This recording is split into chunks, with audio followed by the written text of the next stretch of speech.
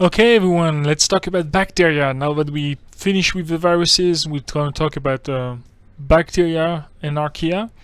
So bacteria and archaea are similar domains, right? So if you look at the tree of life here, we notice how. Let me put myself over there. We notice how they originated from the most ancient common ancestor.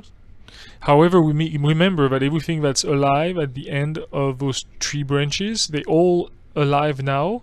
That means that they are as evolved as everything else on this planet, right? So it's not that they're old organisms, they're as old as we are, right?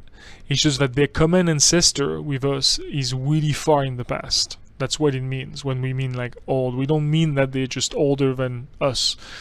We just mean the common ancestor is at the base of a tree. Notice how in the past we will just say prokaryote as a whole, and now we say domain bacteria, domain archaea. It's just due to the difference in ancestry. So you see the distance, the noding here. The node with prokaryote and the rest of life is older than the node with archaea and the rest of life. And it does make sense now that you know about the enfolding theory, that an archaea engulfed by enfolding prokaryotes, leading to a eukaryotic life to arise. So we know about that now. We also know that although they are different domains, they are still very similar organisms, right, in many ways. So let's talk about their similarities and differences, because they're also really different in many ways, right? But we're talking about single-celled prokaryotes, which means that they don't have membrane organelles, they don't have internal structure. And they look a little bit different from each other's, So you can see on the left-hand side here the bacteria. Let me see if we can highlight my cursor. Yeah, the bacteria here, whereas an archaea is slightly different. Notice the flagellum here. There is no flagellum. You cannot tell. Well, you can tell here there is a kind of a coating around, whereas here there is no coating around. It's simple membrane, and the size is similar sizes, right? So if we look at how we talk about those two domains and how they relate, well, as I mentioned already, a prokaryotic cell, the size is similar. The chromosome inside is circular, the DNA is circular. That makes more sense. That makes a lot of sense, right? It prevents any type of loss at the end, because that's what happens if you remember BIO2023 mitosis. Every time there's replication, there's a little bit of loss of telomeres, the portion of the end of a chromosome that don't code for anything. They're supposedly just protective. But with a circular chromosome, you don't have ends, so you don't have loss at the end. The unicellular, predominantly, there's like exception. There are exceptions, and some of them can do nitrogen or grow at temperature, can fix nitrogen and grow at temperature above 80 degrees Celsius. The last one, I don't really think it's useful for you to just memorize that, but learn the first four, right? And then what's unique is the differences between bacteria and archaea. You have a cell wall, right? So the cell wall is peptoglycan for one, protein for the other one. The membrane is based on fatty acid, so it's a phospholipid bilayer, whereas the archaea membrane is not fatty acid lipid. The archaea do not use chlorophyll to do photosynthesis. Bacteria, some of them use chlorophyll. Archaea can generate methane when bacteria cannot. Bacteria are sensitive to streptomycin. Those are antibiotic, and they are targeting the membrane, and the membrane has to be fatty acid. So archaea that don't have fatty acid membrane are not sensitive to antibiotic.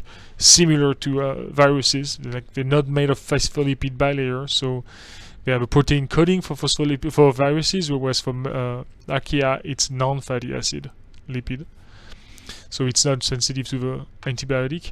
They do have introns, the archaea, whereas bacteria don't have introns. They don't have portions of a DNA that are removed during RNA processing, so bacteria use the entirety of the DNA.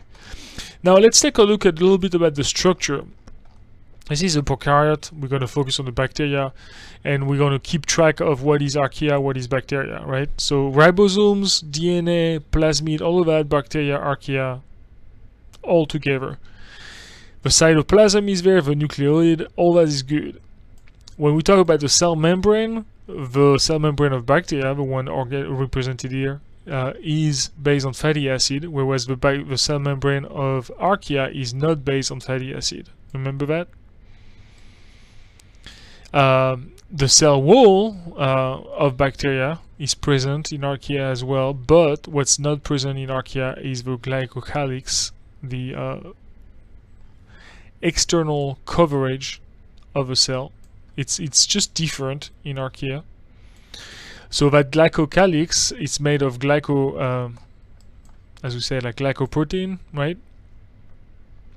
Where is it? Peptoglycan here, cell wall on peptoglycan. Whereas for Archaea, that glycocalyx is mainly made of, and the cell wall is mainly made of proteins. So Archaea very similar to viruses on that end. And finally, the pili here, they will come back with a flagellum when we talk about the different type of horizontal transfer. But something I want to point out, the pilus and the flagellum is really for bacteria. Look at that bacteria here. You can see all the pili, so those are transmission electron. This is not a transmission electron. No, it is a transmission electron picture. So that picture shows you all the pili around. That's a bacteria going through binary fission here. The thing that I wanted to point out about the cell wall, which I am going to talk about in the next video, you know, maybe we can talk about it in this one. Why not? You notice here the picture of bacteria growing on the plate. The bacteria is the structure in the center, and around it there is a zone that's the glycocalyx. That's the protective layer around, right? That's the background medium. And notice how this glycocalyx is really thick here, and that's what allows the bacteria to stick on top of the pili. It allows the bacteria to stick to its environment. It really is the way bacteria can attach, right? So this is something that if you're in Archaea, since you are protein cell walls, you're gonna have a hard time to actually attach to your environment. So you live in different environment basically. And most Archaea in really extreme environments, most of them. So, you know, rules, exceptions, as always. So this is something important to be able to decipher between bacteria and Archaea, and as well as the similarities. Also, make sure you are confident in your understanding of the structures and where they're at on a bacteria and an Archaea. Notice that the Archaea doesn't have a flagellum, doesn't have a glycocalyx, right? But there is something interesting about the cell wall that's happening. So we know the cell wall of Archaea and bacteria are different, right? So we're not going to talk about the Archaea cell wall, it's just protein membrane, protein wall. Whereas the peptoglycan, this is a really interesting little subtlety. So let's take a look at, you've heard of gram-positive and gram-negative bacteria before. Well, now you're going to understand it. The gram-positive, positive as in thick, has a peptoglycan cell wall that's pretty thick, you notice here, and it's not a cell wall like plants. Although we say, hey, both plants and bacteria have a cell wall, we didn't allude to that in 111. Now in 112, you're learning that that cell wall is made of peptoglycan. So before I go deeper in gram-positive, gram-negative, let's look at the peptoglycan. We're going to focus on one of those chains here. So it starts by, if you look on the left-hand side here, and just don't look at this for now. Well, I guess you can look at it. On the left hand side you have a monomere. So remember monomere for Bio 111, that's this repeated structure. Notice the two sugars here, you can see them here, the two sugars, right? Imagine the green is blue. And then they have a hanging pentapeptide, so 5. And that's just for Staphylococcus aureus. It's just one, it can change. It can be 5, 6, 7. It can be different. And you see those 5 amino acid here. That's a penta for 5, and peptide for peptide, so amino acid. It's right there hanging. So the monomere is those two plus 1, and then they repeat, and then they repeat. So each of those line here is one of those green stick. And those are linked together with pentaglycine cross-link. So it's 5 glycine molecule, and they link those together. So you notice now that if you're gram-positive, what you end up having is you have all of those things linked in a line, but also stacked up, because there are like 3 levels here. So because you have a thick cell wall, and then conversely, when you gram-negative, you have a thin peptoglycan cell wall, so it's just one layer like represented here, but you have a secondary membrane, an outer membrane, and an inner membrane. So you have 2 cellular membranes, okay?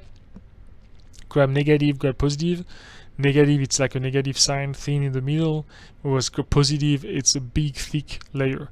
And how do we distinguish between the two? Well, when we stain bacteria, notice here, some of them look pink, some of them look purple. The stain that we're using is pink. However, it stains specifically those molecules, the peptoglycan.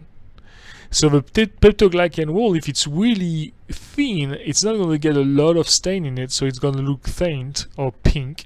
Whereas if you think of a positive, it has a lot of peptoglycan, so it's going to suck up a lot of the stain and look really deep purple. And that's the main difference, how we use the same stain, but one of them retains more, so looks more purple, and the other one retains less, looks more pink. And that's how we know the difference. Why would the difference matter? Because bacteria really, that is the protection they have against the environment, right? So gram-positive, gram-negative will be affected differently since the antibiotic target the cell membrane, right? You notice that the peptoglycan wall is a good protection against that, whereas here you can attack the membrane right away. So, you know, different actions, different things that you will be able to target. Also, on top of all that, bacteria shape conditions is conditioned by the cell wall. So that cell wall nature of being a positive bacteria, gram-positive or gram-negative, it will condition how much cell wall you have and what the shape you can take. And we have three different shapes. We have coccus, bacillus, and spirillum. The way I like to think about them is Mentos, Tic Tac, and worm. Coccus, Mentos, there's a O, so it's round. Bacillus, it's a Tic Tac toe shape. It looks a little bit like a bacillus, it's green, like that's how I remember it. And then the spirillum, it's like a worm. You can see a tiny little worm, right? So that's, here you go. That's what you have. That's what you have for bacteria in Archaea. What I want you to remember about all of this is not only the cell shape, but also all of the differences between bacteria and Archaea, all of the features that are different and the one that are similar. Remember their organization in domain in the prokaryotes, so you know the no membrane bound organelle, right? Remember the shape that are different. That's due to the membrane that is non-fatty acid, and that's fatty acid, and there is a cell wall around, whereas here the cell wall is only protein. Remember the different structure inside it, and we'll talk a little bit more about the pili, the hair around the bacteria in the next video. And then the gram-positive, gram-negative, and that amount of cell wall conditioning the shape. There's no real rule of gram-positive being one shape over another, but it does condition how they can shape themselves.